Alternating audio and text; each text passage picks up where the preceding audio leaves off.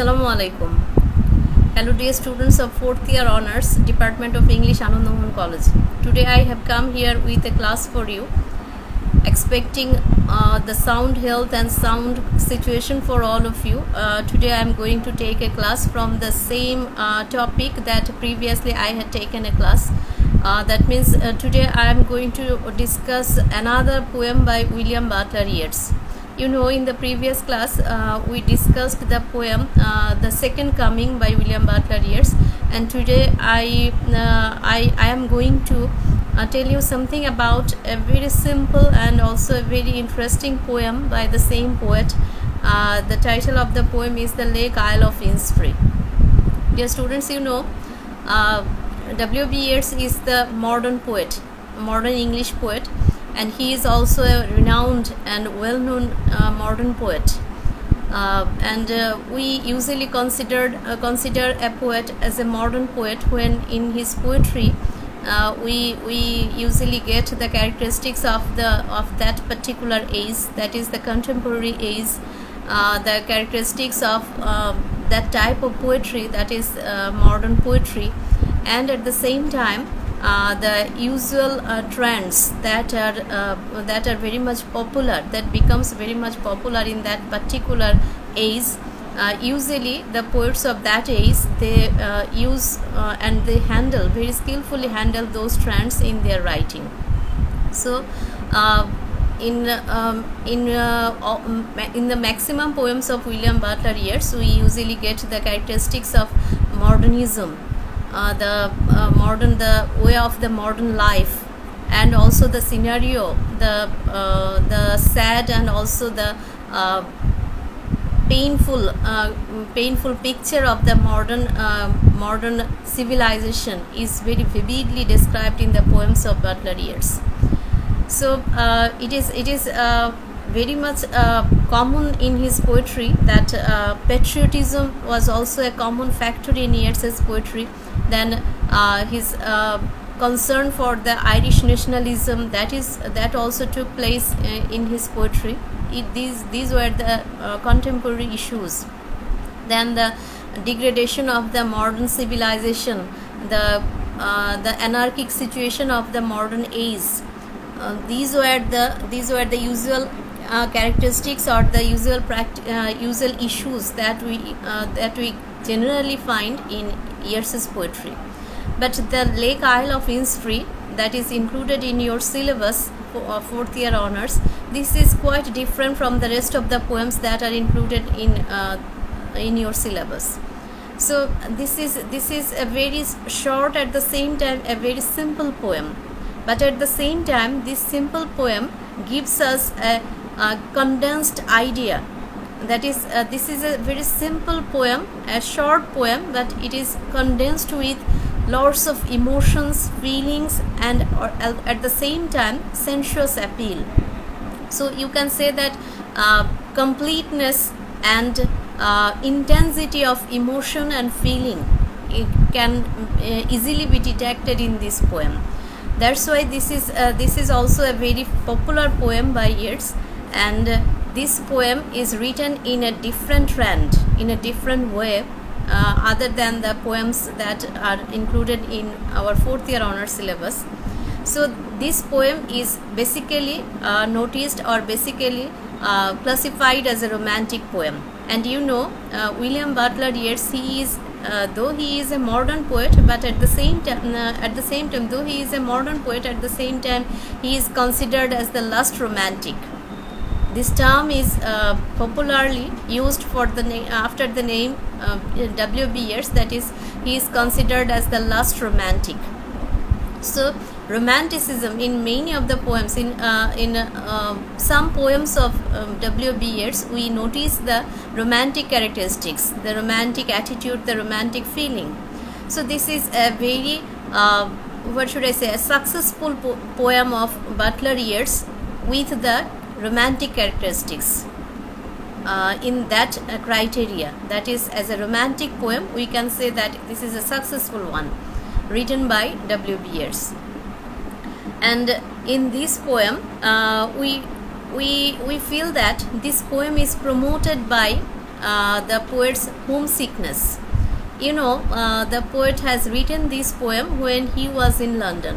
Maybe he was on the grey pavement of London city, and you know, London is a very busy city, and it is always crowded with the hustles and bustles of city life, the rush of the city people, and at the same time the restlessness of the modern people. But yes, in the core of his mind, he always carry the sweet memories, the nostalgic feelings that he gathered from his native place, that is called Sligo. You know, Sligo is the village where years past his boyhood, and Sligo had a very strong effect, strong influence on Yeats's later life, and in many of his poems we get the references of Sligo. So Sligo is very closely connected with Yeats's feeling, and Yeats in many time in his later life he tries to get some relief, some mental rest, some mental peace from those sweet memories that he spent in Sligo, in the countryside of Sligo, in the core of the natural beauty of Sligo. So you can also say that this is a poem of escapism. That is, the poet as a modern man, he at times he was quite fed up with the busyness and also with the hustles and bustles of the city life, and at that time maybe the poet wants to take some peaceful shelter in the sweet imaginative world. That world was created with the nostalgic feelings, with the nostalgic ideas, with the sweet memories of his boyhood life, and that he passed in Sligo. So many romantic characteristics make this poem a successful romantic poem, and love for nature is there, love for beauty is there, then simplicity is there, then the nostalgic feeling is also present there, escapism is present there, high emotion, high imagination, these are also very much prominent in this poem. So we can get lots of evidences that can justify this poem as a romantic poem. So this single poem, the Lake Isle of Innisfree, can easily represent Yeats as a successful romantic poet. So the term the lust romantic is correctly or appropriately mentioned after the name of William Butler Yeats. So in this poem we also notice that another point is that this poem, that is the Lake Isle of Innisfree, it is taken from the volume of poems that is called The Rose, and we also notice the intense interest, Yeats's intense interest in new linguistic and at the same time the rhythmic possibilities. That is, he tries to experiment the rhythmic possibilities, different type of rhythmic possibilities. He wants to introduce those various rhythmic possibilities in this poem. At the same time, he also tried to use some different approach in new types of linguistics in this present poem. For example, he very often in this poem he uses the compound adjectives. You will notice that in many lines of the poem Yeats has used the compound adjectives. At the same time, he also try to get the variation in the length of lines. That is, in different lines he uses different types of length. That is, variation of length in the lines of this poem is also noticeable.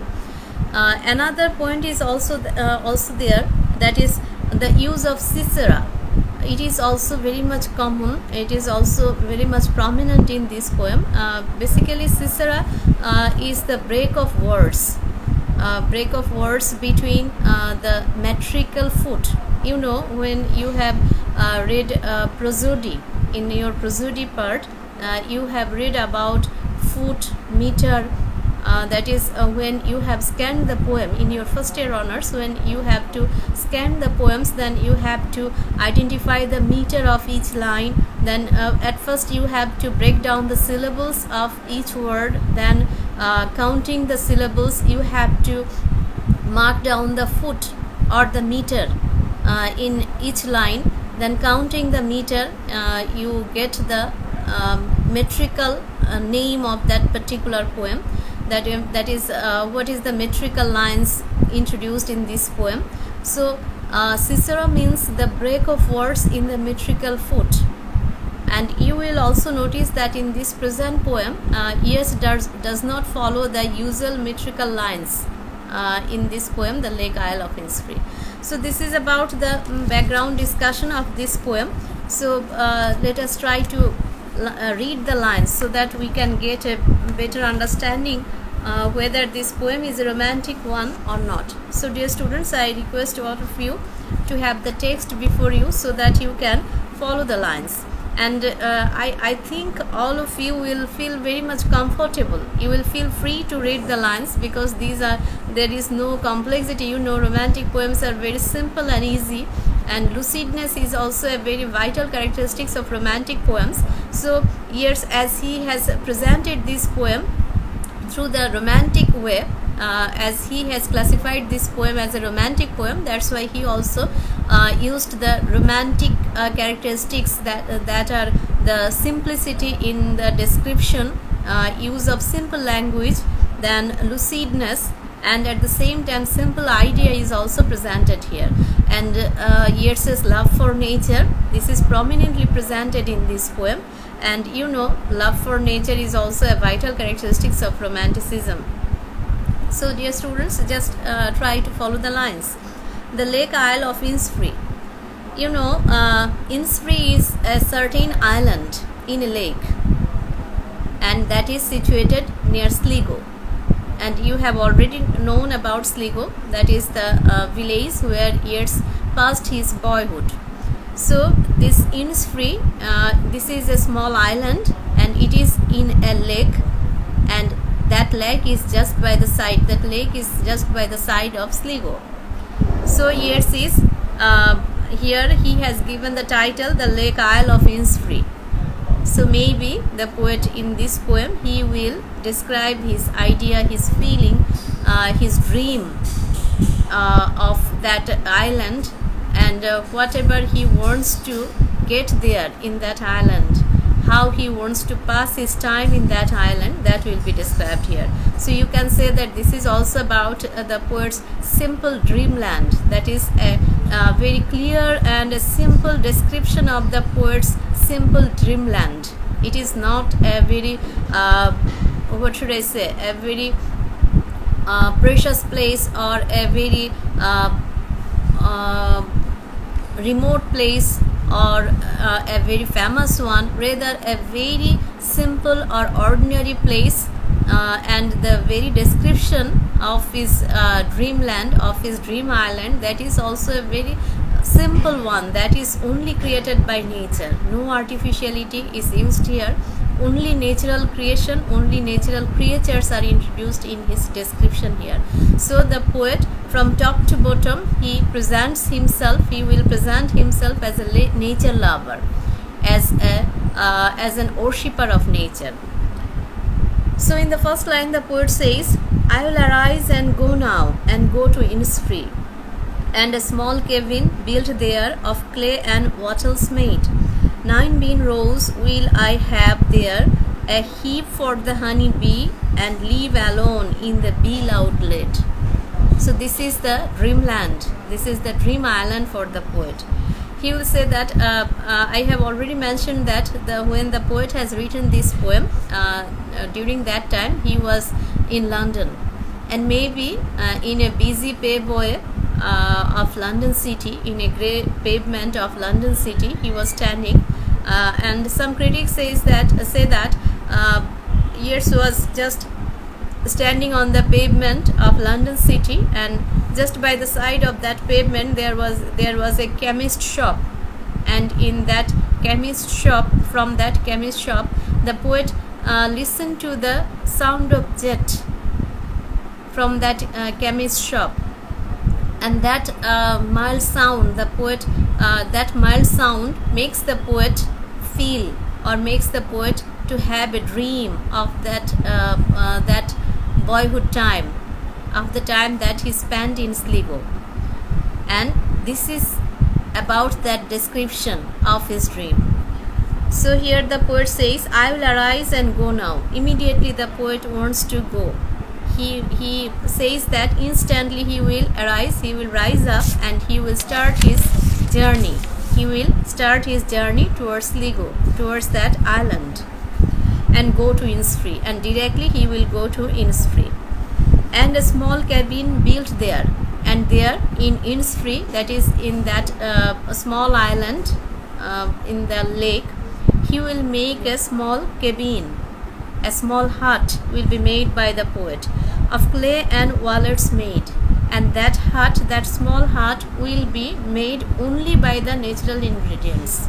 No artificial things, no man-made things of the modern civilization, no equipments of modern life, modern easy life will be used here. Only the natural ingredients will be used by the poet to make his dream house. That is, that small hut will be made of clay and wallets made. That is, only with ground and mud, only with clay and mud he will make that house. 9 bean rows will I have there, and just by the side of that hut there will be a special type of bean plant.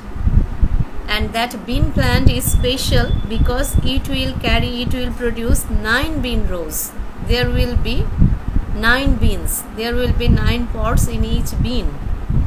So it is a kind of bean plant he will have just by the side of his cabin. A heap for the honey bees, and obviously in just by the side of his cabin on that dream island he will have the heap. He wants to have a heap for the bees. That is, the poet also expects the honey bees that will be there as his neighbor. There will be no human neighbor in that island. The poet will be all alone. As a human being, he will be the single person there.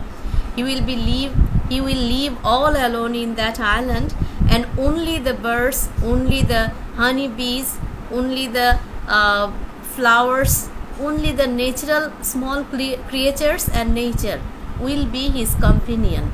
No other human being will be there to disturb the poet. So the poet says that he expects that there will be a honey bee, there will be a heap for the honey bees, and live alone in a bee-loud glade. And he will be there as a human being, he will be there, and the whole surrounding, the complete surrounding, the whole area of that island will be crowded with the sound of the bees. Always there will be a bee-loud glade. That means a sound, a very mild sound will be everywhere in that island, and that sound will be produced by the bees. A buzzing sound maybe.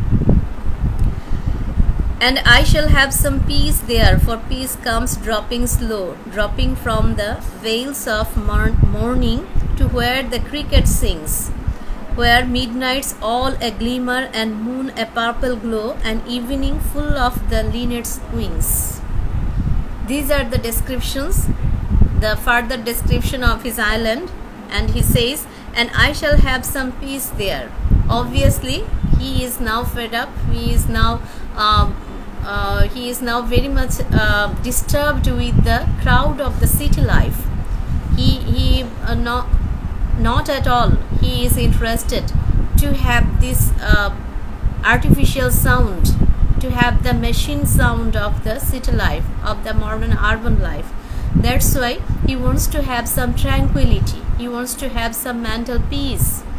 And he says that in that island, in that dream island, obviously he will have some peace.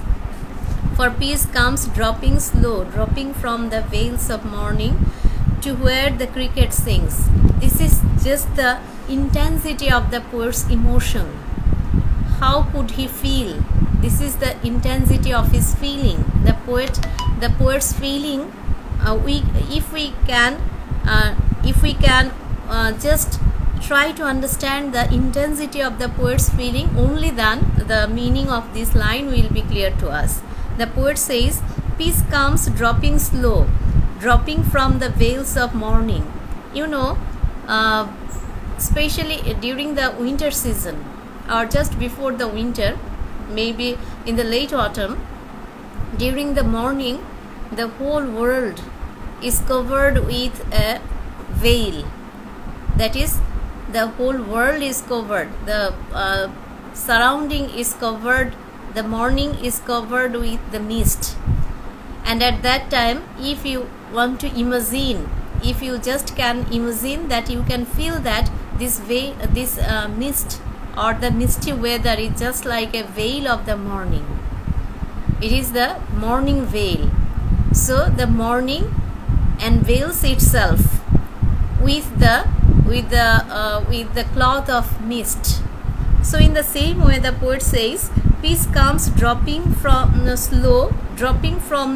veils of morning. That is, during the winter morning or the late autumn morning, when the mist comes, slowly drops down, it just looks like the veils, hazy veil that cover up the whole world. So the poet says that in that mist, he will also feel that, he can also feel that the peace is dropping from the sky with the morning mist, and it covers up the whole island. The whole island of the poet is covered up with the morning veil, that is the veil of mist, to where the cricket sings. And again the poet expects that in his island there will be the small insect, that is the cricket. Cricket, that is a small insect that can produce light. At the back part of that insect, when it breathes, the light illuminates, and through its breathing, light illuminates, and just at the next moment it also blows down. So the cricket will be there. In his island, lots of cricket will be there, and cricket will also sing.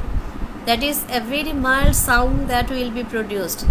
The poet wants tranquility, he wants peace, but not that it will be absolutely soundless. Rather, only the natural sound, only the sound of the small creature of nature will be there, and his island will be covered, and it will be loaded with the sweet sounds of the natural creatures. Their midnights all a glimmer, and these are all the color of the poet's imagination. He tries to decorate his own island with the color of his own imagination. That is, all the times of a day, the certain separate times of a day, for example, morning, then noon, then afternoon, then evening, then night.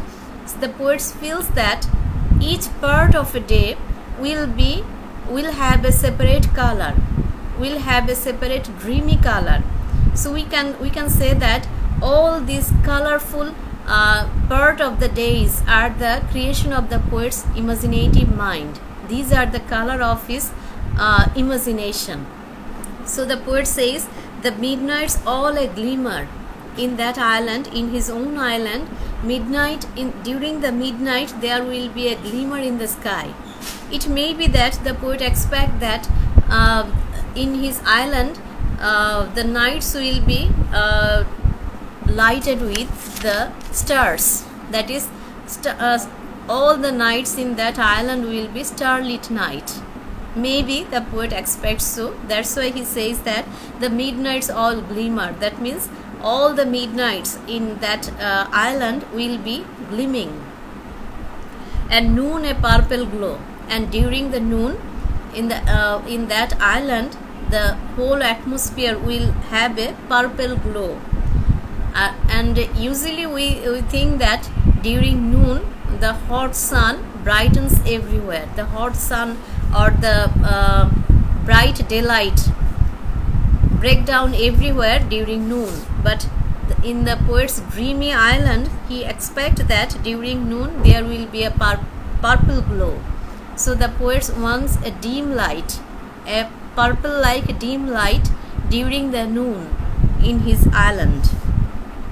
An evening full of the linnet swings, and during the evening he will have, or he expects that his island will be loaded with the sound of the linnet bird, small linnet bird, the sound of the wings, that is the wings of the what should I say, when the small linnet birds they will move their wings, that will create a different type of sound. And during evening his island will be filled with the movement of the linnet bird's wings.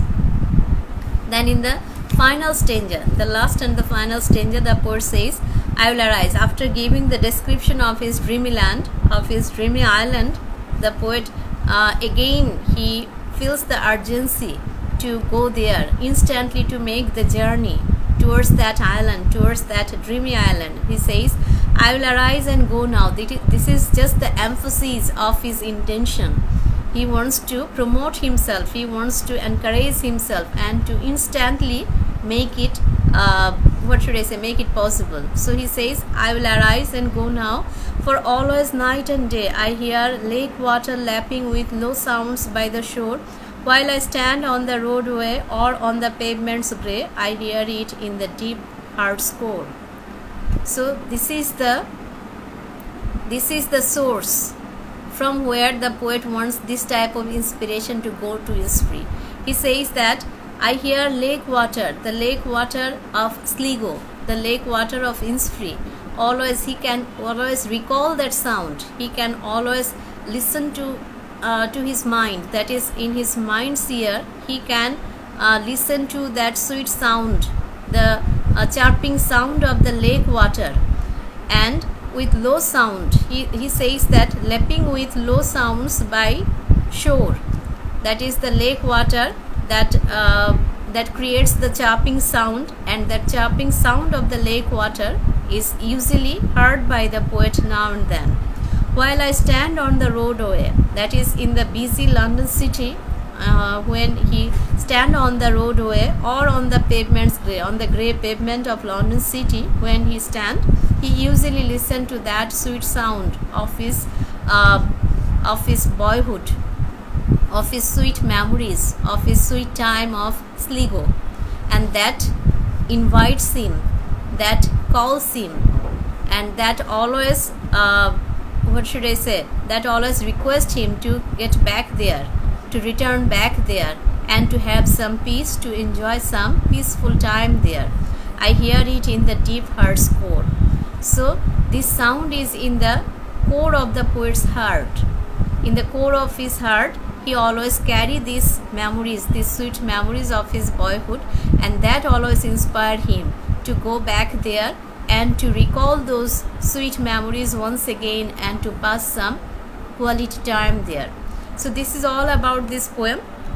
So we can also say that love for nature is present here, love for beauty is also present there, then the nostalgic feeling is also present there, high imagination, high emotion of the poet is also present there, escapism, that the poet though he is in the busy London city, even in his boredom, in his total boredom, now and then he wants to escape from this busyness, from these harsh and hard realities of city life. He wants to escape in the world of imagination, in the sweet memories of his boyhood. So escapism is also present here. And simplicity, this is the whole poem is described in a very simple and lucid way. So simplicity is also present there, and the very subject matter of this poem is the poet's imagination and also the imagination that is based on natural beauty, that is founded in the core of nature.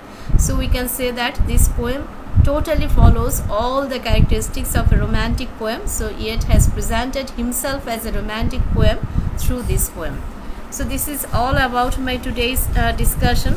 Dear students, I hope all of you will be lucky enough, and all of us will be lucky enough to meet together in the classroom very soon, if Almighty Allah help us and help us to control the situation and to return back to our regular crowd.